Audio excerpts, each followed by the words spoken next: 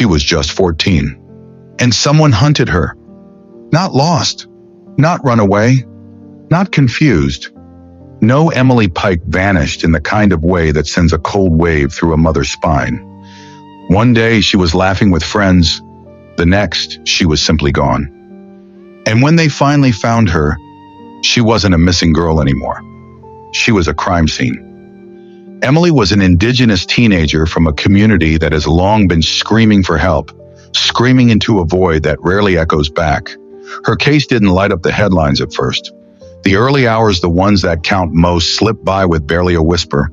No Amber Alerts, no major search teams, just a family begging for someone, anyone, to take their daughter's disappearance seriously.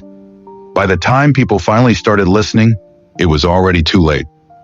Emily was found mutilated, discarded like she meant nothing. But she did mean something to her family, to her community, and now to all of us.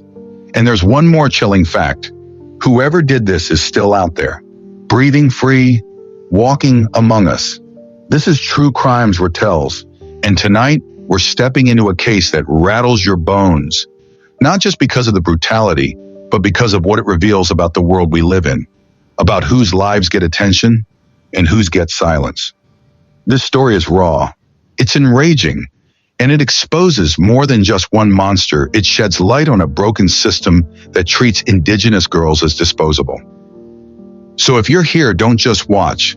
Let your voice be part of this. Hit that like button to help this story reach more people. Subscribe to stay locked in with us at True Crimes Ratels, and drop a comment below. Do you think the media does enough when Indigenous girls go missing, or are they buried in silence on purpose? Because the truth is, what happened to Emily Pike could happen again, and again, and again until we decide to make noise loud enough to shake the silence. Let's get into the full story. There are cases that reveal the cracks in our systems, and then there are cases like Emily Pike's, where the cracks are so wide they've become canyons. Emily's story isn't just about a brutal crime. It's about a slow, quiet failure that began long before she went missing. It's about a 14-year-old girl whose life could have gone so many beautiful directions, but was stolen before she even had a chance. Let's talk about who Emily was. Not just the headline, not just the victim, the girl. Emily Pike was born on May 16, 2010, a proud member of the San Carlos Apache tribe in Arizona. She was like the kind of kid who lit up a room with her smile before she even said a word. Her laughter, from everything her family says, was the kind that made you laugh too, even if you didn't know why. Sweet, funny, quirky in all the best ways. Pink was her favorite color. She adored K-pop, loved getting lost in Roblox, and had a deep, growing love for art. Emily was the kind of kid who talked about the future like it was already hers. She dreamed big, and one of her biggest dreams was to become a veterinarian. Not someday, but definitely. She had it all mapped out. Her aunt, Alyssa Dole, said it best. Her hobbies were horizonless. Emily wanted more than the reservation, more than what the world was handing her. She was aiming higher, and she had every reason to. But she never got the chance to chase those dreams. Some monster, someone still walking free, saw fit to destroy all of it, and we're left trying to understand why. Now, as we start piecing this timeline together, I want to be transparent with you. This case is still unfolding. New details are surfacing slowly, and some of what we know may evolve as more information comes to light. But here's what we understand so far. At some point, for reasons that are still unclear, Emily was moved off the reservation and placed into a group home in Mesa, Arizona, about 3 hours away from her tribal community. Officially, it's believed this move was arranged through tribal social services, possibly to provide Emily with access to mental health support or other services that weren't readily available on the reservation. But the specifics, they're murky. We don't have all the answers, and the authorities haven't given many. It's unclear how long she'd been in the group home consistently, but some reports suggest she may have gone back and forth a few times since 2023, short stays here and there. Again, we can't say for sure. What we do know is that despite the distance, Emily kept her family close. Just days before she vanished, she had a phone call with her 2 cousins. The three of them called themselves the trio. They made plans. Emily promised she'd be back on the reservation within a month. They talked about shopping trips, sleepovers, just normal things that normal kids should be able to look forward to. But those plans, they never happened. January 27th, 2025. That evening, something shifted.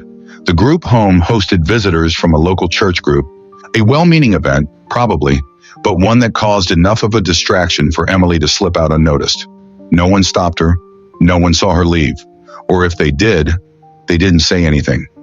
The last confirmed sighting of Emily was around 7:45 p.m. that night, near the intersection of Mesa Drive and Melops Road. That's not far from the group home, just a few blocks. From there, you're almost on the highway that cuts through town. It's unclear how this exact time and location were confirmed. Maybe a surveillance camera, maybe a witness. The police haven't released that detail. But what matters is this. After that moment, Emily was gone. Hours went by before anyone noticed. When her absence was finally discovered, the house manager called the authorities and reported her missing. But here's where the system failed her again, and this part is hard to hear. The police didn't see it as an emergency. They treated it like another runaway case.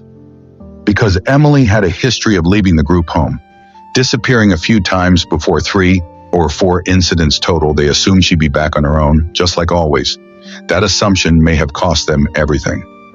Yes, the Mesa Police Department did begin a search, but the urgency, it wasn't there. Not the kind a 14-year-old girl deserves when she vanishes in the night. Imagine this, a young girl alone, walking into the dark in a city she barely knew. Vulnerable, isolated, and somewhere out there, someone was watching her. This is where things start to fracture, where you begin to realize that this wasn't just a disappearance. It was the beginning of something far more horrific. And we're only just starting to uncover how far this failure reached. When a child goes missing, every single hour matters. And in Emily Pike's case, a week passed before her mother even knew she was gone. Let that sink in. After her disappearance on the evening of January 27th, things should have moved quickly. Time should have been treated like it was running out, because it was. But instead, that vital window, those first desperate hours when someone could have spotted her, when surveillance could have still been reviewed, when tips were still fresh, was allowed to close. Slowly, quietly, and completely. At first, Emily's photo started appearing on social media. Flyers were printed, shared, and scattered around the Mesa neighborhood near the group home, along main roads, near gas stations, fast food spots. The hope was that someone, anyone, saw which direction she went. Because remember, this wasn't some remote location. She disappeared in a fairly populated area. Someone had to have seen something. Police canvassed the area. They searched the streets surrounding the group home. They walked the route they believed Emily may have taken. Group home staff helped retrace her steps, but nothing surfaced. No solid leads, no confirmed sightings, just silence. And still the investigation dragged under the assumption that Emily had simply run off again, that she'd come back like she always had, like this was just another case of a troubled kid acting out. But Emily wasn't just any child. She was 14, alone in a city hours away from home. No indication that she had money. No confirmed reports of her carrying a phone. And no real support system in Mesa outside of that group home. From all accounts, it's very possible Emily walked out into that night with no clear plan, no destination. Just gone. In so many cases like this, kids eventually return because they realize they're in over their heads, or someone they trust helps bring them back. But this, it didn't feel like that. Not anymore. And then came the most unforgivable blow, the delay in notifying her family. Under Arizona law, if a child under state custody goes missing, the authorities are legally required to notify their family within 24 hours. But Emily's situation wasn't so simple. She wasn't technically in state custody. She was under the care of San Carlos Apache Tribal Social Services. And that technicality, that gray area, became a black hole. Now, it meant no one was legally required to pick up the phone and call her mother. Instead, the police relied on protocol. They informed the group home, who was then supposed to contact Emily's case manager, who then might reach out to her family. So days went by, then a full week passed. And only then, 7 entire days after Emily disappeared, her case manager finally called her mother with the words no parent should ever hear. Emily's missing. She's been gone for a week. We don't know where she is. Imagine hearing that. Your child missing for a week and no one thought to tell you. The pain her family felt in that moment is something most of us can't even begin to understand. It wasn't just grief, it was betrayal, rage, horror, and above all, the crushing realization that they lost precious time. They could have spent searching, organizing, calling the media, demanding answers, time that may have made a difference. At True Crimes, Ratels, we've covered many stories involving the crisis of missing and murdered Indigenous women and girls, and patterns are disturbingly consistent. Poor communication, unclear protocols, and a devastating lack of urgency. Emily's case hit every single one of those failures. Once the family was finally told, they moved fast, desperate to make up for lost ground. They started making calls, reaching out to police, pressuring tribal services, posting on social media, organizing flyer drops. They did everything they could to amplify Emily's case. Back on the reservation, her loved ones and community members did the same. They shared her photo. They pleaded for tips. They tried to raise awareness, but they were working 3 hours away from where she'd vanished and 7 days too late. And still, no Emily.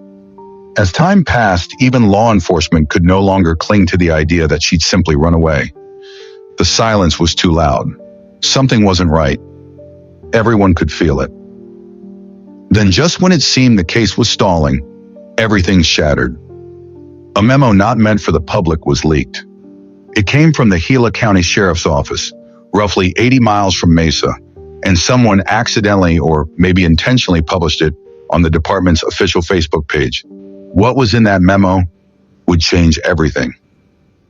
Before I continue, I have to warn you what I'm about to say is deeply disturbing, but it's part of the story, and it's the moment this case took its darkest turn. The internal memo revealed that on February 14th, 2025, just over 2 weeks after Emily disappeared, dismembered human remains had been discovered off Highway 60 near milepost 277. This wasn't a populated area. It's an isolated stretch of mountain road in the Arizona wilderness, somewhere between Phoenix and Tucson, surrounded by nothing but desert and trees. The kind of place no one stumbles upon by accident. The memo described the remains being found in multiple contractor bags. One bag contained what appeared to be a torso and head, another held legs. And still several parts were missing entirely, including both arms and hands.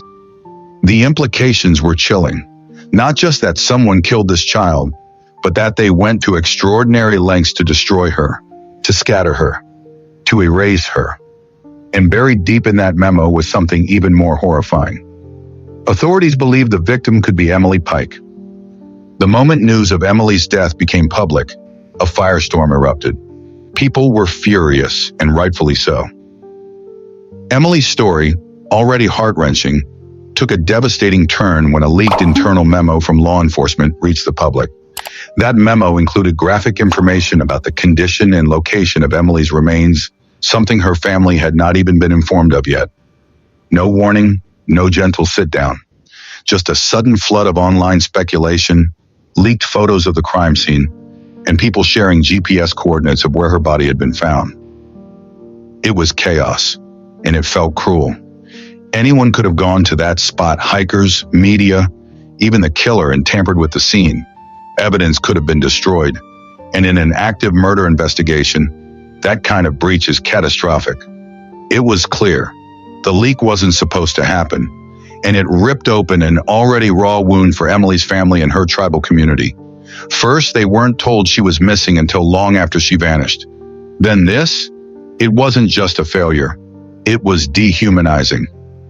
Under pressure, on February 26, 2025, the Gila County Sheriff's Office was forced to publicly acknowledge what had been leaked. In a formal statement, they confirmed the discovery of unidentified female remains and said forensic analysis was underway. They didn't name Emily, but the language made it clear they were bracing the public and themselves for what was coming. The very next day, February 27th, they confirmed what everyone feared.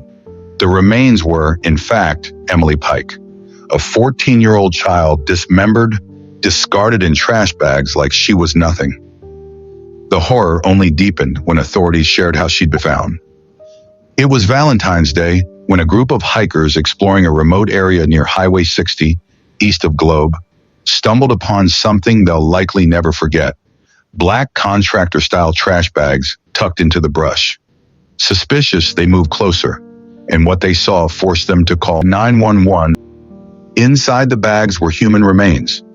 One contained Emily's torso and head. Another, her legs. Her arms and hands were missing. The brutality of it all was hard to process, not just for her family, but for an entire community that had already been crushed by silence. And here's the haunting question that refuses to go away.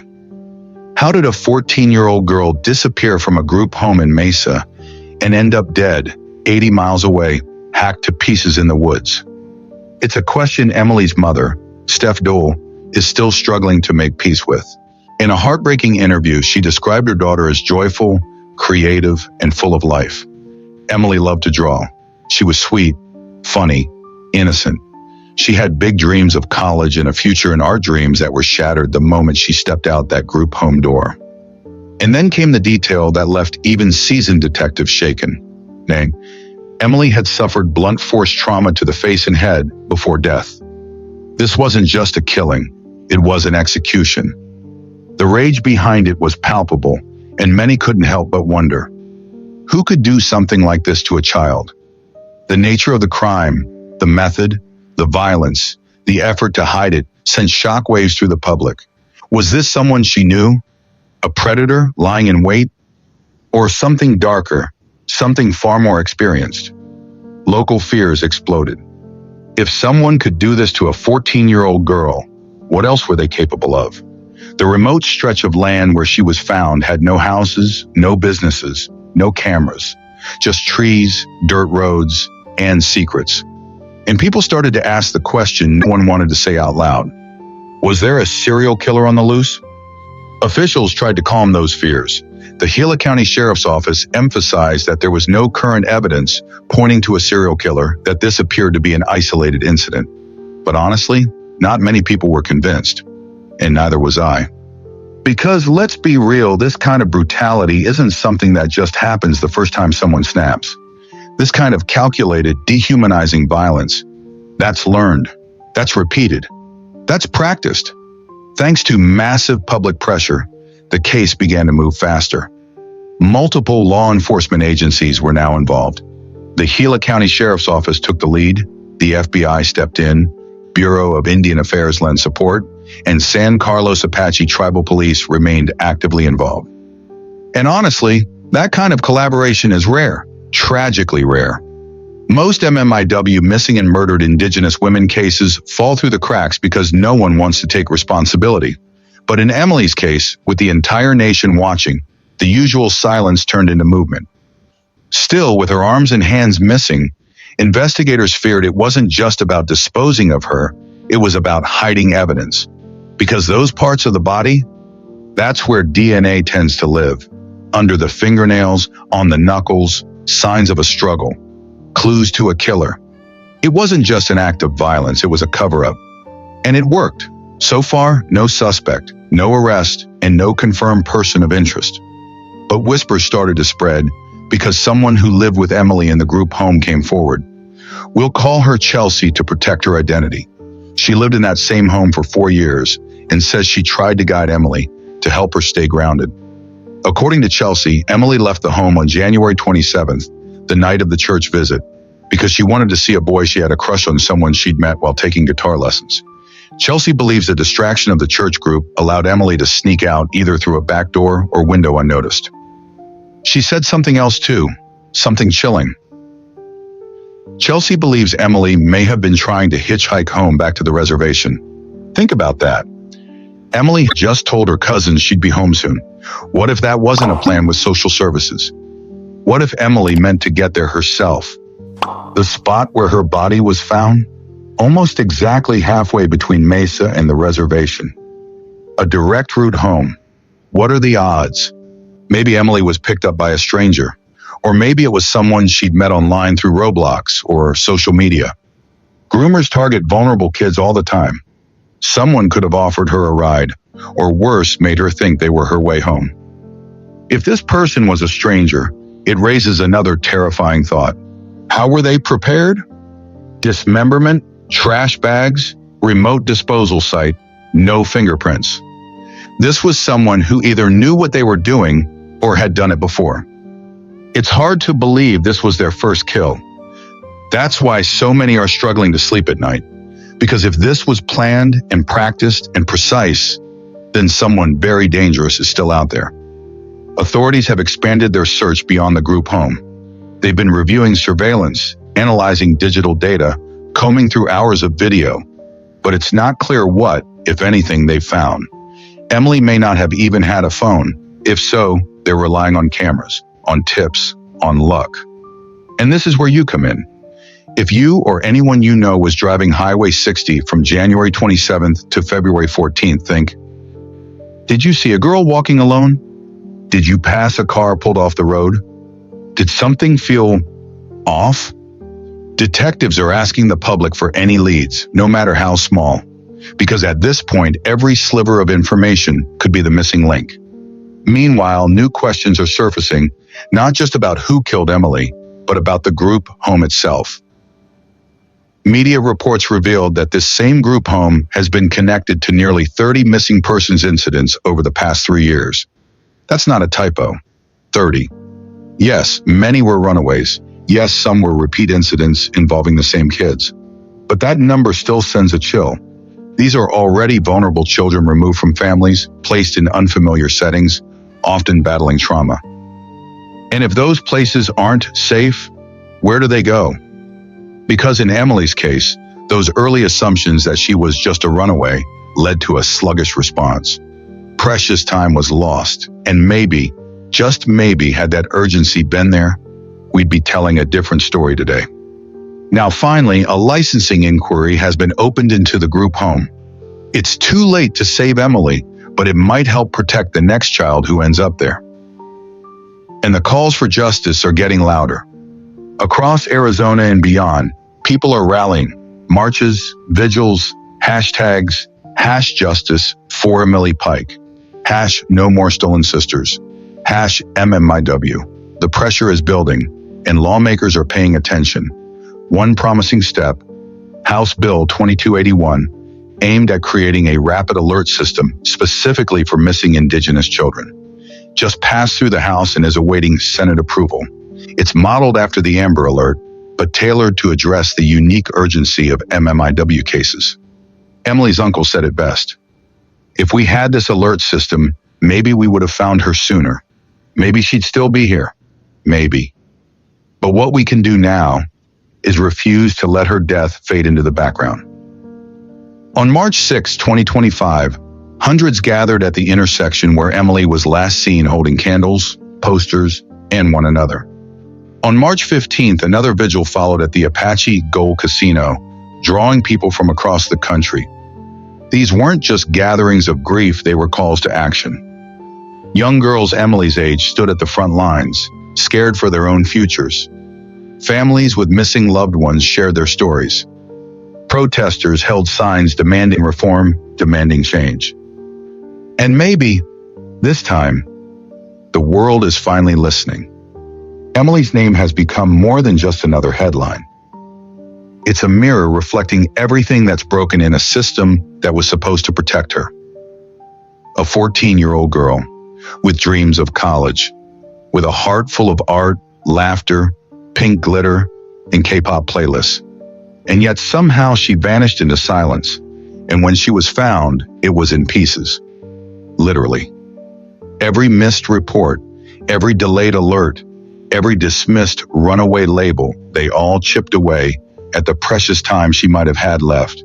And now, what's left is heartbreak, outrage, and questions that won't stop echoing. Who picked her up that night? Why were her arms never recovered? And most haunting of all is someone else's child next. Emily's grandmother now ties yellow ribbons, each one a silent scream for justice. Her family and thousands of others are left hanging in that same space between grief and fury. So let me ask you this. What does justice even look like for a child who was thrown away like garbage? Is it an arrest, a conviction? Or is it us refusing to let her be forgotten, refusing to let the next Emily disappear unnoticed? If you've made it this far, then you've already done something powerful. You've listened. You've given Emily your time, your empathy, and that matters. But don't stop there. This is where we need every Ratel to rise. You're not just a viewer, you're part of a tribe now, the True Crimes. Ratel's community isn't just about watching tragic stories. It's about making noise so loud it breaks silence. We dig, we question, we remember. And sometimes that alone can be the reason someone rethinks hurting another person. So if you believe Emily's story deserves to be known far and wide, share it. Post her name.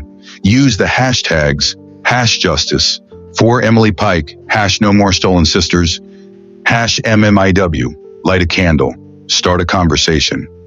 Or just comment below even that can keep her name in motion. And if you know anything, no matter how small, about what happened that night off Highway 60, please reach out. The contact info is in the description.